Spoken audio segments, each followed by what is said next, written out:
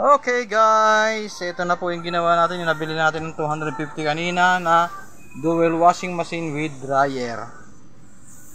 Ayan, 250 lang po natin nabili ito kanina. Ayan. Ayan, naandar na po siya. Ayan.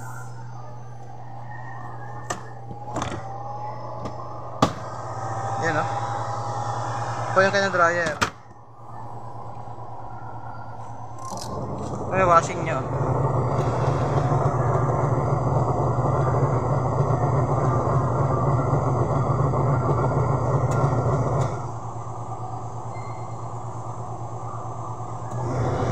Okay.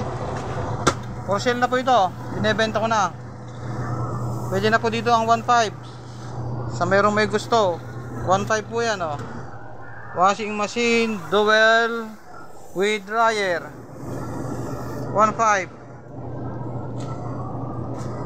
Ayan oh.